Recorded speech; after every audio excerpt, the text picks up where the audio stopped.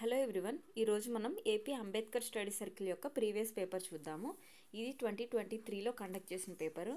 ఆ ఇయర్లో ఏమైందంటే గ్రూప్ 1కి, గ్రూప్ 2కి, యూపీఎస్సీకి 3 స్టడీ సర్కిల్స్కి కలిపి ఒకే ఎగ్జామ్ కండక్ట్ చేశారు, ఒకే పేపర్ ఇచ్చారు. సో ఈ పేపర్ తెలుగులో ఉంటుంది అండ్ నెగిటివ్ మార్కింగ్ కూడా ఉంది 1/3.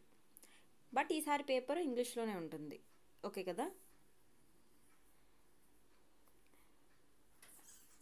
అండ్ ఈ పేపర్లో మీరు ఈ మార్కింగ్ని పట్టించుకోవద్దు, రైట్ ఆర్ రాంగ్ మార్కింగ్ని. ఇప్పుడు నేను చెప్పబోయేదే కరెక్ట్ ఆన్సర్ అన్నమాట. ఓకే కదా? ఇప్పుడు ఫస్ట్ క్వశ్చన్ కనుక మనం చూసుకుంటే ఇది అప్పుడు ఈ స్కీమ్ గురించి అడిగారు. ఇప్పుడు ఫస్ట్ క్వశ్చన్ కనుక మనం చూసుకుంటే ఒక పర్టికులర్ మిషన్ యొక్క ఆబ్జెక్టివ్ ఏంటి అని అడిగారు. అదే ఆహార క్రాంతి మిషన్ యొక్క ఆబ్జెక్టివ్ ఏంటి అని. దీన్ని బట్టి మనకి ఏమర్థమైందంటే మనం లేటెస్ట్గా లాంచ్ చేసిన, గవర్నమెంట్ ఆఫ్ ఇండియా లాంచ్ చేసిన మిషన్స్ పైన దాని ఆబ్జెక్టివ్స్ చూసుకోండి. ఆ స్కీమ్ గురించి కానీ మిషన్ గురించి కానీ డెప్త్గా చదవకండి. ఓకేనా? ఈ ఆహార క్రాంతి మిషన్ దేనికంటే పోషకాహారం గురించి అవగాహన కల్పించడం, spread awareness about nutrition and locally available nutrition food. ఓకేనా? ఇప్పుడు సెకండ్ క్వశ్చన్ చూసుకుంటే India has raised objections to carbon neutrality. The term implies. ఇక్కడ కార్బన్ న్యూట్రాలిటీ అంటే మీనింగ్ ఏంటి అని అడిగారు. నార్మల్గా చూసుకుంటే న్యూట్రాలిటీ అంటే ఏంటి? బోత్ పాజిటివ్ని నెగిటివ్ని బ్యాలెన్స్ చేయడం మనకి జనరల్గా చూసుకుంటే. దానికి ఏ ఆప్షన్ మ్యాచ్ అవుతుందో చూడండి. మనం చూసుకుంటే సెకండ్ ఆప్షన్ కరెక్ట్గా మ్యాచ్ అవుతుంది. A countries emission are compensated by absorption and removal of green house gases. ఓకేనా? దీనికి ఇది ఆన్సర్, సెకండ్ది. అలాగే కార్బన్కి సంబంధించిన డిఫరెంట్ టర్మ్స్ అనేది చూసుకోండి. Like carbon credit, carbon offsetting, net zero అంటే ఏంటి, కార్బన్ బడ్జెట్ అంటే ఏంటి, కార్బన్ సీక్వెస్ట్రేషన్ అంటే ఏంటి, కార్బన్ లీకేజ్, కార్బన్ బాంబ్ అంటే ఏంటి. ఈ కార్బన్ రిలేటెడ్ టర్మ్స్ అన్నీ మీరు చూసుకోండి. అండ్ నెట్ జీరో అంటే ఏంటి? నెట్ జీరో అంటే మనం నార్మల్గా జనరల్గా ఏం థింక్ చేస్తాము? కార్బన్ ఎమిషన్స్ని కంప్లీట్గా రిమూవ్ చేయడం, జీరో చేసేయడం అని అనుకుంటాం. కానీ ఆ టర్మ్ మీనింగ్ అది కాదు. It is the complete balance between green house gases produced and removed. ఎంతైతే మనం రిలీజ్ చేస్తున్నామో అది మొత్తం అబ్జార్బ్ చేయడమే నెట్ జీరో అన్నమాట. ఓకే కదా? ఇది కార్బన్ న్యూట్రాలిటీకి ఎక్స్ట్రీమ్ టర్మ్ నెట్ జీరో. ఇప్పుడు ఇండియా ఏ ఇయర్ కల్లా నెట్ జీరో అవుతానని చెప్పిందో మీరు కామెంట్ సెక్షన్లో కామెంట్ చేయండి. ఓకేనా? థర్డ్ క్వశ్చన్ మనం చూసుకుంటే which state has launched Kalia scheme for helping farmers. ఈ స్కీమ్ని ఒడిస్సా లాంచ్ చేసింది. It provides financial assistance to farmers. ఇప్పుడు ఇది అంత రెలవెంట్ కాదు, అప్పుడు వచ్చిన క్వశ్చన్ కదా ఇది, అప్పుడు కరెంట్ అఫైర్స్. ఫోర్త్ క్వశ్చన్ కనుక మనం చూసుకుంటే ఈ రూపీని ఎవరు డెవలప్ చేశారు అని అడిగారు. ఈ రూపీ ఏంటంటే ఒక లీగల్ టెండర్ లాగా. ఇప్పుడు మనం క్యాష్ ఎలా యూజ్ చేస్తాము, అది డిజిటల్ ఫామ్ ఆఫ్ క్యాష్. దీన్ని డెవలప్ చేసింది ఆర్బీఐ. ఇప్పుడు NPCI, national payment corporation of India develop చేసినవి చూద్దాము. ఇది యూపీఐ డెవలప్ చేసింది, అలానే రూపే కార్డ్ డెవలప్ చేసింది, Aadhaar enabled payment system develop చేసింది, Bharat bill payment system develop చేసింది. అంటే మీకు పేమెంట్ అని వస్తే national payment corporation of India అని గుర్తుపెట్టుకోండి. అన్ని కేసెస్లో వర్కౌట్ అవ్వదు, బట్ మోస్ట్ ఆఫ్ ద కేసెస్లో. ఓకేనా? ఈ రూపీ డెవలప్ చేసింది ఎవరు? ఆర్బీఐ. ఇప్పుడు నెక్స్ట్ క్వశ్చన్ కనుక మనం చూసుకుంటే fifth question, Indian government had made FASTag mandatory for all vehicles in India. The technology behind this. ఇప్పుడు ఫాస్టాగ్ టెక్నాలజీ అంటే ఏంటి? టోల్ కలెక్షన్కి యూజ్ చేస్తారు. ఇది ఒక వెహికల్కి ఒక ట్యాగ్ అనేది అమరుస్తారు. అదేంటంటే ఎలక్ట్రానిక్ టోల్ కలెక్షన్కి ఉపయోగపడుతుంది అన్నమాట. అది ఏ వేవ్స్ యూజ్ చేస్తారంటే రేడియో వేవ్స్ యూజ్ చేసి టోల్ కలెక్ట్ చేస్తారు. రేడియో ఫ్రీక్వెన్సీ ఐడెంటిఫికేషన్ టెక్నాలజీని యూజ్ చేస్తుంది ఫాస్టాగ్. ఇది మెయిన్లీ ఎందుకంటే క్యాష్లెస్ ట్రాన్సాక్షన్ కోసం అండ్ టోల్ గేట్స్ దగ్గర ఎక్కువ రద్దీ లేకుండా అండ్ తొందరగా టోల్ కలెక్ట్ చేయడానికి. ఇది ఫాస్టాగ్ యొక్క ముఖ్య ఉద్దేశం. అండ్ నెక్స్ట్ క్వశ్చన్ మీరు చూసుకోండి, సిక్స్త్ క్వశ్చన్ చూసుకుంటే neonatal mortality rate refers to. Neonatal mortality definition అడుగుతున్నారు ఇక్కడ. అలాగే డిఫరెంట్ మోర్టాలిటీస్ చూసుకోండి మీరు. నియోనాటల్ మోర్టాలిటీ అంటే ఒక బేబీ పుట్టిన 28 డేస్లో చనిపోతే దాన్ని నియోనాటల్ మోర్టాలిటీ అంటారు. అంటే first 4 weeks or 28 days or 1 month. దీనికి సెకండ్ ఆప్షన్ కరెక్ట్ అన్నమాట. ఫస్ట్ 4 వీక్స్లో చనిపోతే దాన్ని నియోనాటల్ మోర్టాలిటీ అంటారు. ఇన్ఫెంట్ మోర్టాలిటీ రేట్ అంటే ఏంటి? బేబీ పుట్టిన 1 ఇయర్ లోపల చనిపోతే దాన్ని ఇన్ఫెంట్ మోర్టాలిటీ రేట్ అంటారు. ఈ neonatal mortality rate and infant mortality rate రెండు 1000 బర్త్స్కి క్యాలిక్యులేట్ చేస్తారనమాట, పర్ 1000 బర్త్స్కి. ఓకేనా? ఇప్పుడు నెక్స్ట్ క్వశ్చన్ చూసుకోండి. Which among the following is India's first indigenously developed nuclear powered attack submarine? ఇండియాలో ఇప్పటికొచ్చి 4 న్యూక్లియర్ పవర్డ్ సబ్మరైన్స్ ఉన్నాయి. ఐఎన్ఎస్ అరిహంత్ ఒకటి, అరిఘాట్ ఒకటి, అరిదామన్ ఒకటి, లేటెస్ట్ది S4. ఓకేనా? అరిహంత్ ఇక్కడ కరెక్ట్ ఆన్సర్ అన్నమాట. ఇప్పుడు 8th క్వశ్చన్ కనుక మీరు చూసుకుంటే, ISRO has planned a few missions to space. In the list given below select the option that correctly matches the mission with the objective. ISRO future missions దాని objectives అడుగుతున్నారు ఇక్కడ. ఓకేనా? శుక్రయాన్ దేనికోసం? వీనస్ని స్టడీ చేయడం కోసం. ఎక్స్పోసాట్ అనేది to study extra terrestrial life forms. ఇది కరెక్టా అంటే తప్పు. ఎక్స్పోసాట్ అనేది కాస్మిక్ ఎక్స్రేస్ని స్టడీ చేయడం కోసం దీన్ని లాంచ్ చేశారనమాట. ఇందులో 2 పేలోడ్స్ ఉంటాయి. ఓకేనా? థర్డ్ది వచ్చేసి ప్రాజెక్ట్ నేత్ర. నేత్ర అనేది మిలిటరీ శాటిలైట్ కాదు. నేత్ర అనేది స్పేస్ డెబ్రిస్కి సంబంధించిన మిషన్ అన్నమాట. ఆదిత్య L1 అంటే మనకి తెలిసిందే. ఇది సన్ని స్టడీ చేయడం కోసం, సూర్యుడిని స్టడీ చేయడం కోసం ఆదిత్య L1 లాంచ్ చేశారు. సో ఈ 4 ఆప్షన్లో కరెక్ట్ ఆన్సర్ ఏంటి? మనకి ఫస్ట్ ఇది శుక్రయాన్ మిషన్ కరెక్ట్. అలానే ఇస్రో ఫ్యూచర్ మిషన్స్ ఇంకా కొన్ని ఉన్నాయి కదా, దాని గురించి మీరు తెలుసుకోండి. లైక్ గగన్యాన్ ఏంటి? 3 స్పేస్ లో ఎర్త్ ఆర్బిట్లోకి పంపిస్తున్నారనమాట. 7 డేస్ ఉంచుతారు వాళ్ళకి. 7 డేస్ ఉంచి మళ్ళీ తిరిగి వాళ్ళు ఎర్త్ మీదకి వస్తారు. గగన్యాన్ ఆబ్జెక్టివ్ అది. సెకండ్ది వచ్చేసి భారతీయ అంతరిక్ష స్టేషన్. లో ఎర్త్ ఆర్బిట్లో ఇండియా 2035 కల్లా మన ఓన్ స్పేస్ స్టేషన్ కన్స్ట్రక్ట్ చేయాలని గోల్ పెట్టుకుంది. ఇంకొకటి వచ్చేసి చంద్రయాన్ 4 మిషన్. దీని ఆబ్జెక్టివ్ ఏంటంటే 2040 కల్లా చంద్రుడి మీద కాలు మోపాలి అని చెప్పి. మంగళయాన్ 2 మిషన్. ఇదేంటి? 2030 కల్లా మార్స్ మీద ల్యాండ్ అవ్వాలి అని చెప్పి. నార్మల్గా అయితే మార్స్ ఆర్బిటర్ మిషన్ 1 ఉంది కదా, అందులో మనం మార్స్ చుట్టూ ఆర్బిటర్ని ప్లేస్ చేసాము. ఇప్పుడేంటి? డైరెక్ట్గా ల్యాండ్ చేయాలి అని గోల్. ఇంకొకటి నీసార్, నాసా ఇస్రో కలిపి డెవలప్ చేసిన శాటిలైట్ అది నీసార్. లేటెస్ట్గా GSAT 7R లాంచ్ చేశారు, హెవియెస్ట్ శాటిలైట్ ఆర్బిట్లోకి. దాని గురించి, ఈ ఫ్యూచర్ మిషన్స్ గురించి మీరు తెలుసుకోండి. ఓకేనా? ఇప్పుడు 9th క్వశ్చన్ చూద్దాం మనం. The term deep learning was in news is related to. So చూసారు కదా మీరు, న్యూస్లో ఉన్న రిలేటెడ్ టర్మ్సే అడుగుతున్నారు. డీప్ లెర్నింగ్ అంటే మనకి ఈజీగా ఎలిమినేట్ చేసేయచ్చు. ఇది ఆర్టిఫిషియల్ రిలేటెడ్ టర్మ్ కదా. ఫస్ట్ ఏమి ఇచ్చారు? Initiative of department of education. ఇది ఈజీగా ఎలిమినేట్ చేస్తాం. ఎన్విరాన్మెంట్ స్టడీస్ అని ఇచ్చారు, ఇది ఎలిమినేట్ చేసేస్తాము. ఏ పారామీటర్ యూజ్డ్ బై ద నీతి ఆయోగ్. అంటే దగ్గర స్టేట్మెంట్స్ ఏమీ ఇవ్వలేదు మనం కన్ఫ్యూజ్ అవ్వడానికి. ఈజీ స్టేట్మెంట్సే ఇచ్చారు. సో దీనికి ఆన్సర్ ఏంటి? Second, A method based on artificial intelligence. అలాగే ఇప్పుడు న్యూస్లో ఉన్న డీప్ ఫేక్ గురించి తెలుసుకోండి. డీప్ ఫేకింగ్ అంటే ఏంటి? ఇమేజెస్ని, ఆడియోస్ని, వీడియోస్ని మార్ఫింగ్ చేయడం. అంటే సేమ్ రియలిస్టిక్గా కనిపిస్తాయి అనమాట. అది దాని మీద బ్లెచ్లీ డిక్లరేషన్ కూడా పాస్ చేశారు ఏఐ సేఫ్టీ కోసం. సో ఇలా ఇంటర్లింక్ చేసుకొని కాన్సెప్ట్స్ చదవండి. 10th క్వశ్చన్ కనుక మనం చూసుకుంటే, the కోalition named quad includes which of the following nation. ఇప్పుడు ఇండోనేషియా ఈ క్వాడ్ గ్రూపింగ్లో ఉండదన్నమాట. ఇది ఎలిమినేట్ చేసేస్తే మనకి ఎన్ని ఆప్షన్స్ మిగిలాయి? 2 ఎలిమినేట్ చేసేస్తే A1, D1 మిగిలాయి.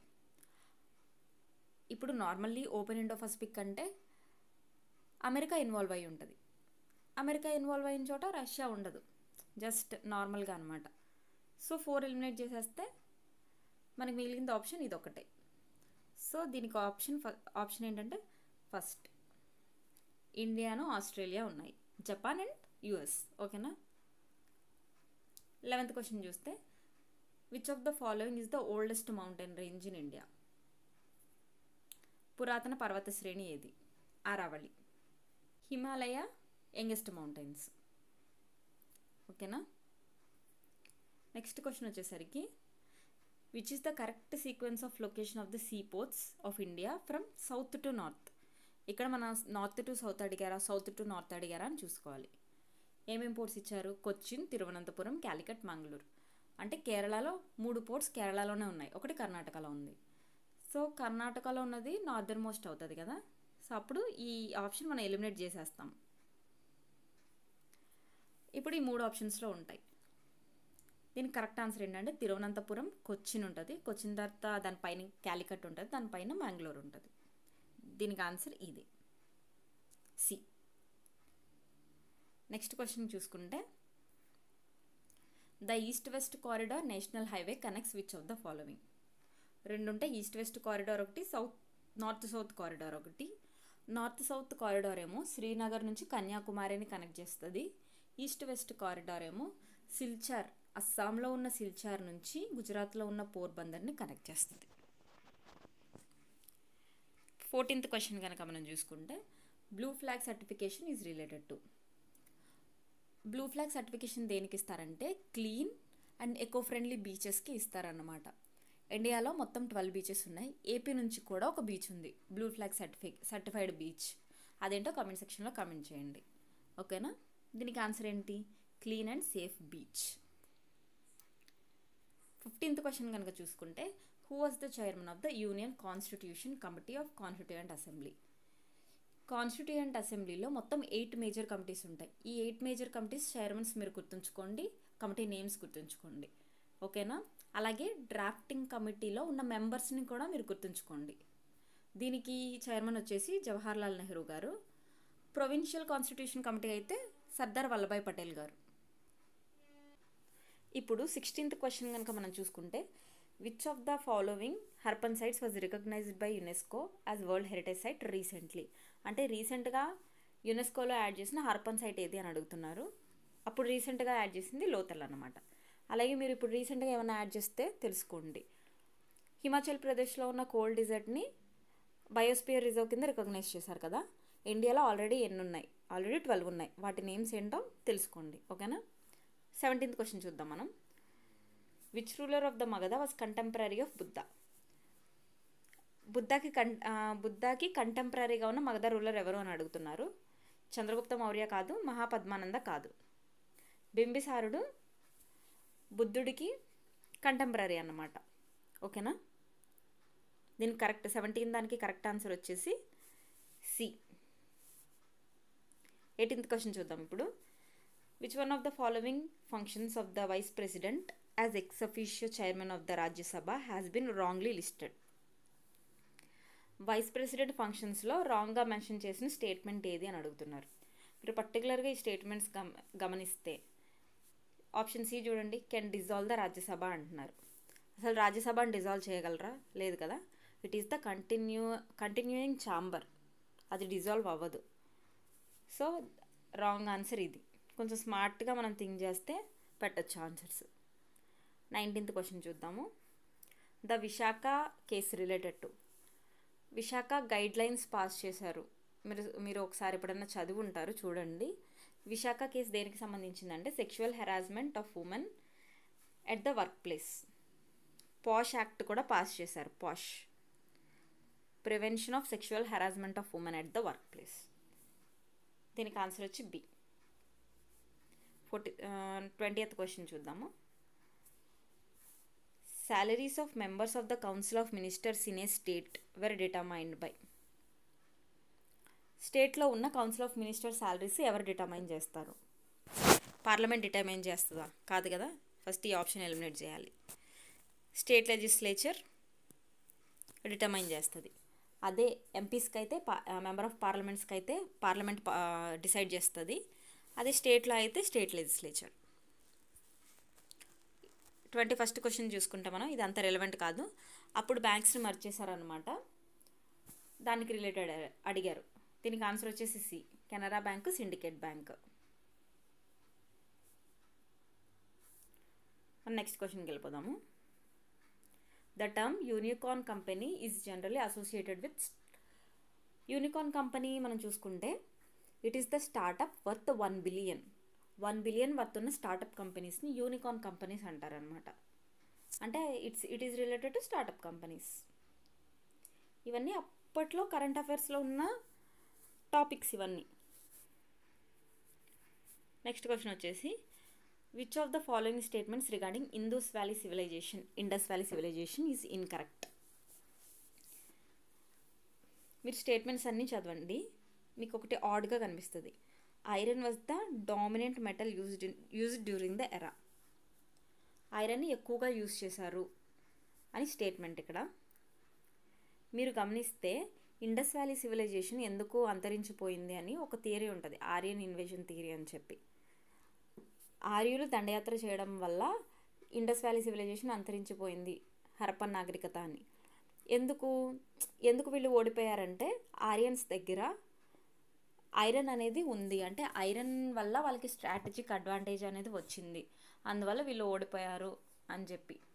అండ్ ఇంకోటి ఏంటంటే హరప్పన్ సివిలైజేషన్ని బ్రాంజ్ ఏజ్ సివిలైజేషన్ అని పిలుస్తారు.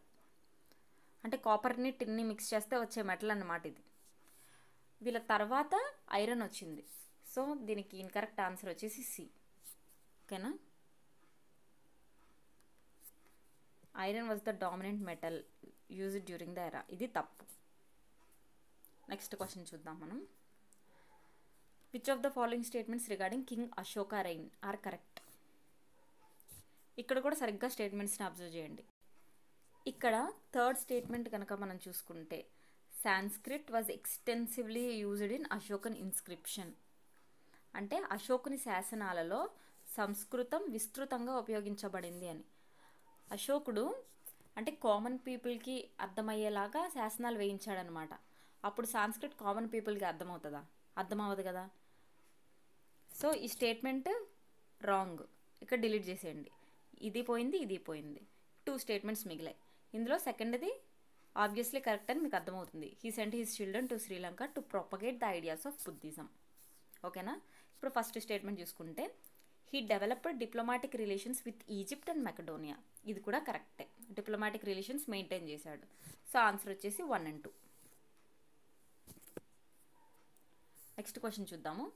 Arrange the following events chronologically. అంటే అవి జరిగిన సమయాన్ని బట్టి కాలానుక్రమంగా అమర్చండి అని చెప్పారు. ఫస్ట్ బ్యాటిల్ ఆఫ్ ప్లాసీ జరిగింది 1757లో. ఎవరెవరికి మధ్యలో జరుగుతుంది? రాబర్ట్ క్లైవ్కి నవాబ్ ఆఫ్ బెంగాల్కి మధ్య జరుగుద్ది. అప్పుడు నవాబ్ ఆఫ్ బెంగాల్ ఎవరు? సిరాజుద్దౌలా. సెకండ్ 1760లో బ్యాటిల్ ఆఫ్ వండివాష్ జరిగింది. వండివాష్ అంటే ఏంటి? ఫ్రెంచ్కి ఇంగ్లీష్కి మధ్యలో జరుగుద్ది. ఈ వార్ ఇందులో ఫ్రెంచ్ ఓడిపోద్ది. ఓడిపోయిన తర్వాత ఇండియా వదిలి వెళ్ళిపోద్ది అనమాట. అంటే ఓన్లీ కొన్ని ప్లేసెస్కే కాన్సన్ట్రేట్ అయిపోద్ది, లైక్ యానమ్, పాండిచ్చేరి, వీటికే అంకితం అయిపోద్ది. మేజర్ పవర్ అనేది ఫ్రెంచ్ది పోతుంది. దీని తర్వాత Panipat, third battle of Panipat జరుగుతుంది. ఎవరెవరికంటే మరాఠాస్కి అహ్మద్ షా దురానీకి మధ్య జరుగుతుంది అనమాట. He's the Afghanistan ruler. Last వచ్చేసి బ్యాటిల్ ఆఫ్ బక్సార్. ఇది చాలా ఇంపార్టెంట్ బ్యాటిల్, 1764లో జరుగుతుంది. ఒకవైపేమో బ్రిటిషర్స్ ఉంటారు, ఇంకొక వైపేమో ముగ్గురు అలయన్స్ ఉంటుంది. Nawab of Bengal, Nawab of Awhad, Mughal emperor. అయినా బ్రిటిష్ వాళ్ళే గెలుస్తారనమాట. 1764లో జరిగిద్ది. ఇప్పుడు క్రోనాలజీ పరంగా చూస్తే ఫస్ట్ స్టేట్మెంట్ 1 వస్తుంది, తర్వాత స్టేట్మెంట్ 2 and 4, 3, 1, 2, 4, 3 వస్తుంది. సో దీని కరెక్ట్ ఆన్సర్ ఇదన్నమాట. ఓకేనా. నెక్స్ట్ క్వశ్చన్ కనుక మనం చూసుకుంటే what does population pyramid represent. Population pyramid దేన్ని రిప్రజెంట్ చేస్తుందంటే distribution of population by age and gender, దీన్ని రిప్రజెంట్ చేస్తుంది. ఓకేనా. దీని కరెక్ట్ ఆన్సర్ వచ్చేసి సెకండ్ స్టేట్మెంట్. మీరు టిక్ మార్క్స్ని పట్టించుకోవద్దు, స్టార్టింగ్లో కూడా చెప్పాను నేను. ఇప్పుడు 27th క్వశ్చన్ మనం చూద్దాము. ఇదిగోండి తెలుగులో చూడండి question. Consider the following statement regarding monsoon climate. Monsoon క్లైమేట్కి సంబంధించి స్టేట్మెంట్స్ చూడండి. దీంట్లో లాస్ట్ స్టేట్మెంట్ మీరు కరెక్ట్గా గమనిస్తే this type of climate is restricted to India only అన్నాడు. అంటే ఎక్స్ట్రీమ్ స్టేట్మెంట్ ఇది. సో దీన్ని ఎలిమినేట్ చేసేయండి. డి పోతుంది, ఆప్షన్ సి పోతుంది. ఏలో బిలో మనకు ఆన్సర్ ఉంది. ఏలో బిలో ఆప్షన్ 1 ఉందంటే ఆప్షన్ 1 ఖచ్చితంగా కరెక్ట్. సెకండ్ స్టేట్మెంట్ కూడా కరెక్టే. Jet streams play crucial role in arrival of monsoon in India. Crucial role అన్నాడు. సో దీనికి ఆన్సర్ వచ్చేసి ఆప్షన్ ఏ. ఇప్పుడు 28th క్వశ్చన్ కనుక మనం చూసుకుంటే ఇక్కడ ఏమన్నారంటే ఈ స్టేట్మెంట్స్ని బట్టి అది ఏ పంటో ఐడెంటిఫై చేయండి అని చెప్పారు. ఇది రైస్ కల్టివేషన్కి సంబంధించిన స్టేట్మెంట్స్ ఇవన్నీ. ఓకేనా, క్లియర్గా చూడండి. ఇప్పుడు 29th question, gross national product అంటే డెఫినేషన్ అడిగారు. ఇప్పుడు the total value of all goods and services produced within a country's borders. దీన్ని ఏమంటారు? జీడిపి అంటారు. ఓకేనా, దీన్ని జీడిపి అంటారు. జిఎన్పి అంటే ఏంటంటే దీనికి second statement correct. The total value of all goods and services produced by a countries citizens regardless of location. Third statement ఏంటి? The total value of exports minus imports for a given country. దీన్ని trade balance అంటారు. ఓకేనా, trade balance. Fourth ఏంటి? The total value of all financial transactions within a country in a given year. దీన్ని balance of payment అంటారు. దీనికి correct option వచ్చేసి option B. Next question చూద్దాము.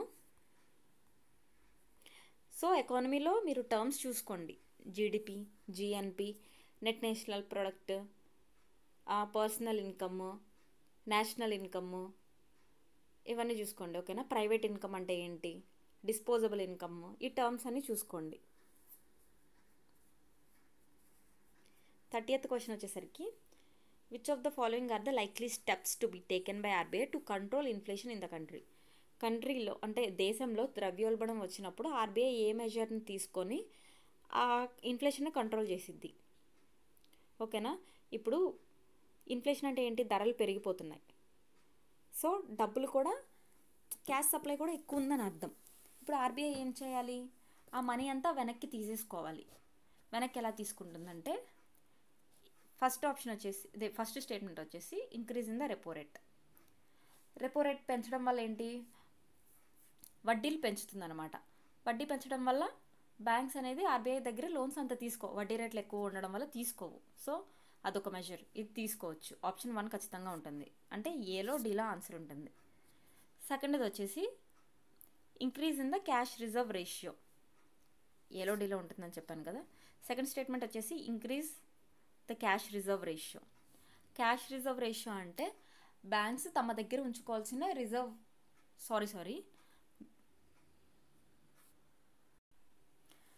Cash reserve ratio అంటే banks RBI దగ్గర ఉంచాల్సిన reserve amount అనమాట. So అది పెంచితే ఏమవుతుంది? బ్యాంక్స్కి లోన్స్ ఇవ్వడానికి తక్కువ అమౌంట్ ఉంటుంది. దాని ద్వారా కూడా ఇన్ఫ్లేషన్ కంట్రోల్ అవుతుంది. సో ఆప్షన్ వచ్చేసి 1 and 2. థర్డ్ స్టేట్మెంట్ కూడా ఒకసారి చూద్దాం. Purchasing government securities from open market. Government సెక్యూరిటీస్ని పర్చేస్ చేసి మనీ ఇన్ఫ్యూజ్ చేస్తుంది. దానివల్ల ఏంటి? ఇంకా మనీ సప్లై పెరుగుతుంది, ఇన్ఫ్లేషన్ కూడా పెరుగుతుంది. సో ఈ స్టెప్ తీసుకోదు. డిఫ్లేషన్ వచ్చినప్పుడు ఈ స్టెప్ తీసుకుంటుంది. ఓకేనా, దీనికి ఆన్సర్ వచ్చేసి 1 and 2. నెక్స్ట్ క్వశ్చన్ చూద్దాము. Which of the following are the indicators liked to measure multidimensional poverty index. Multidimensional poverty ఇండెక్స్లో 3 ఇండికేటర్స్ ఉంటాయి. మళ్ళీ 3 ఇండికేటర్స్లో సబ్ ఇండికేటర్స్ ఉంటాయి అన్నమాట. అవింటో మీరు డీటెయిల్గా చూడండి. అందులో అయితే లైఫ్ ఎక్స్పెక్టెన్సీ ఉండదు. ఓకేనా, ఇప్పుడు ఆన్సర్ వచ్చేసి 1345. 1345 బి, ఆప్షన్ బి ఆన్సర్. ఓకేనా, నెక్స్ట్ క్వశ్చన్ చూద్దాము. ట్విన్ బ్యాలెన్స్ షీట్ ప్రాబ్లం అంటే ఏంటని అడుగుతున్నారు. Which of the following best describes the twin balance sheet problem that was a significant economic challenge in some countries. ఇదేంటంటే banks and corporate sector same టైంలో financial డిస్ట్రెస్ని face చేస్తాయన్నమాట. ఇటువైపు బ్యాంక్స్కి NPS ఎక్కువైపోతాయి, ఇటువైపు కార్పొరేట్ సెక్టార్కి లాసెస్ ఎక్కువైపోతాయి అన్నమాట. అది twin balance sheet problem. Option ఏది మ్యాచ్ అవుతుంది? ఇది ఆప్షన్ డి మ్యాచ్ అవుతుంది. Banks and corporation simultaneously have high levels of non performing assets and debts. ఈ క్వశ్చన్ ఏంటంటే which of the following best defines the money market? Money మార్కెట్ని best define చేసే statement ఏది అని. Financial మార్కెట్స్లో 2 types ఉంటాయి. Money market ఒకటి, capital market ఒకటి. మనీ మార్కెట్లో షార్ట్ టర్మ్ ట్రాన్సాక్షన్స్ జరుగుతాయి, క్యాపిటల్ మార్కెట్లో లాంగ్ టర్మ్ ట్రాన్సాక్షన్స్. ఓకేనా. ఇప్పుడు మనం థర్డ్ స్టేట్మెంట్ కనుక చూసుకుంటే, a market for short term borrowing and lending of funds. ఇది మనీ మార్కెట్ని డిస్క్రైబ్ చేస్తుంది. మీరు ఏం చేస్తారంటే ఈ 2 మార్కెట్స్ గురించి డీటెయిల్డ్గా తెలుసుకోండి. ఓకేనా. మళ్ళీ మనీ మార్కెట్లో ప్రైమరీ సెకండరీ ఉంటాయి, క్యాపిటల్లో ప్రైమరీ సెకండరీ ఉంటాయి. ఇప్పుడు నెక్స్ట్ క్వశ్చన్ చూద్దాం మనం. Consider the following statements regarding basic structure doctrine. Basic స్ట్రక్చర్కి కింద స్టేట్మెంట్స్లో ఏవి కరెక్ట్ అని అడుగుతున్నారు. అసలు బేసిక్ స్ట్రక్చర్ ఎప్పుడు వచ్చింది? 1973లో కేశవానంద భారతి కేస్ తర్వాత వచ్చిందనమాట బేసిక్ స్ట్రక్చర్ అని సుప్రీంకోర్టు చెప్పింది. దీన్ని ఎవరు ఆల్టర్ చేయడానికి లేదు, పార్లమెంట్ కూడా ఆల్టర్ చేయకూడదు అని చెప్పింది. ఓకేనా. ఇది కాన్స్టిట్యూషన్లో లేదు, అసలు 1973లో వచ్చింది. So first statement wrong. A C 2 wrong. Second statement చూసుకుంటే, basic structure are exhaustively listed by the supreme court of India. ఇప్పుడు మీరు కరెక్ట్గా అబ్జర్వ్ చేశారంటే పాలిటీ చదివినప్పుడు మీకు అర్థమవుతుంది, ఎగ్జాస్టివ్గా ఏమీ లిస్ట్ చేయలేదు, కొన్ని బ్రాడ్ టర్మ్స్ ఉంటాయన్నమాట. Limitation on the amending power of the parliament అని చెప్పి, ఫండమెంటల్ రైట్స్ అని చెప్పి ఇలాగా. సో సెకండ్ స్టేట్మెంట్ కూడా రాంగే. దీనికి ఆన్సర్ వచ్చేసి డి, నేదర్ 1 nor 2. ఓకేనా. ఇప్పుడు నెక్స్ట్ క్వశ్చన్ కనుక మనం చూసుకుంటే, which of the following is a constitutional body అన్నారు. మీరు constitutional bodies, non constitutional bodies list చూసుకోండి ఏమేమి ఉంటాయని, అట్లీస్ట్ నేమ్స్ అయినా సరే. దీనికి కరెక్ట్ ఆన్సర్ వచ్చేసి national commission for backward classes అన్నమాట. Remaining all statutory bodies, central information commission, vigilance commission, human rights commission. ఓకేనా. దీనికి ఆన్సర్ వచ్చేసి ఆప్షన్ బి. ఇప్పుడు నెక్స్ట్ క్వశ్చన్ చూద్దాం. Consider the following statements regarding fundamental rights in India. First statement చూసుకుంటే, issuing writs to enforce fundamental rights is exclusive power of the supreme court of India. ఈ statement తప్పు. High courts కూడా article 226 కింద writs జారీ చేయొచ్చు, supreme court అయితే article 32 కింద. So మనకి ఏసి ఆప్షన్ ఎలిమినేట్ అయిపోతాయి. సెకండ్ది, only the parliament has power to enact laws to enforce fundamental rights. Fundamental రైట్స్ని ఎన్ఫోర్స్ చేయడానికి పార్లమెంట్ మాత్రమే లా పాస్ చేయగలదు, లా చేయగలదు అని. ఇది కరెక్ట్ స్టేట్మెంటే. సో ఆన్సర్ వచ్చేసి బి. నెక్స్ట్ క్వశ్చన్ చూద్దాము. తెలుగులో చూడండి. Who is empowered to decide upon disqualification from membership of Lok Sabha in case of defection. ఈ డిఫెక్షన్ అనేది మీకు 10th షెడ్యూల్లో కనబడుతుంది. ఓకేనా. దీని ప్రకారం ఒక మెంబర్ని డిస్క్వాలిఫై చేయగలిగే రైట్ స్పీకర్ ఆఫ్ లోక్సభకు ఉంది. స్టేట్లో అయినా స్పీకర్కే ఉంటుంది. ఓకేనా.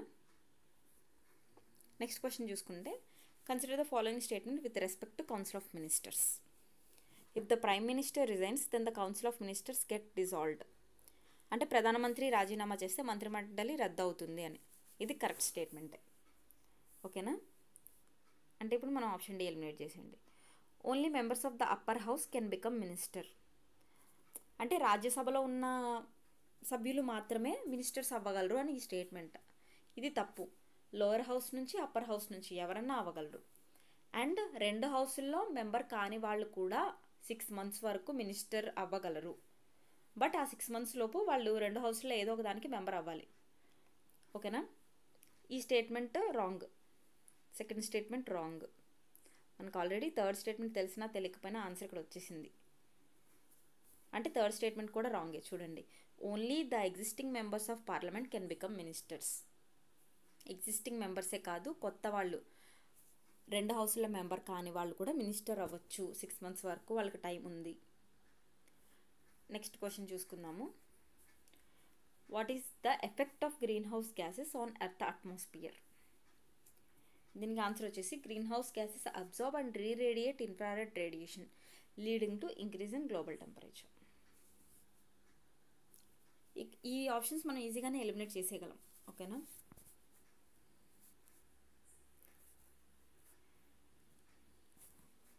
What is the dark net in the context of computer networks? మనం డార్క్ నెట్, డార్క్ వెబ్ చూస్తూ ఉంటాం కదా, ఇల్లీగల్ యాక్టివిటీస్, హ్యూమన్ ట్రాఫికింగ్ చేయడానికి, లైక్ గన్స్ వాటిని అమ్మడానికి యూస్ చేస్తారు ఈ డార్క్ నెట్. సో ఇక్కడ మనం చూస్తే a hidden and anonymous part of the internet used for illicit activities. 41 question వచ్చేసరికి muscle fatigue occur due to accumulation which of the following. ఇది స్టాటిక్ క్వశ్చనే. లాక్టిక్ యాసిడ్ అక్యుములేట్ అవ్వడం వల్ల మజిల్ ఫ్యాటిక్, కండరాల అలసట ఏర్పడుతుంది. రిమైనింగ్ ఈ క్వశ్చన్స్ అన్నీ స్పోర్ట్స్ నుంచి ఇచ్చారు. ఇది నాకు అంత ఐడియా లేదు దీనికి ఆన్సర్స్. సార్ స్క్రోల్ చేస్తాను, మీరు చూడండి. ఆగస్ట్ 2023లో ఏ దేశంతో జరిగిన ఫైనల్స్లో హాకీలో భారత ఏషియన్ ఛాంపియన్స్ ట్రోఫీని గెలుచుకుంది. ఇలాంటి స్పోర్ట్స్ ఇంపార్టెంట్ న్యూస్ ఏమైనా వస్తే దాన్ని కూడా చూడండి మీరు, ఓకేనా? ఇది కూడా స్పోర్ట్స్ క్వశ్చనే, క్రికెట్ మ్యాచ్కి సంబంధించింది. ఇది హాకీ వరల్డ్ కప్కి సంబంధించింది.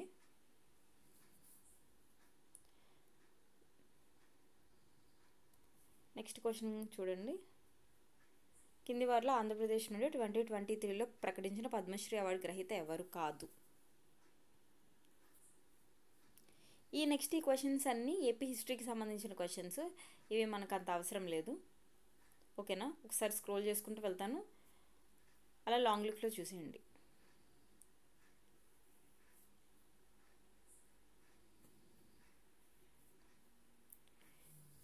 ఈ పేపర్ చూడడం వల్ల అసలు క్వశ్చన్ ఎలా అడుగుతారో అని ఐడియా వస్తుంది, ఓకేనా? క్వశ్చన్ ఎక్కడి నుంచైనా అడగచ్చు, బట్ ఈజీగానే అడుగుతారు. నేను చెప్పాను కదా 4 కోర్ సబ్జెక్ట్స్ అని, అవి అయితే దాటిపోరు. కరెంట్ అఫైర్స్ చూసుకోండి.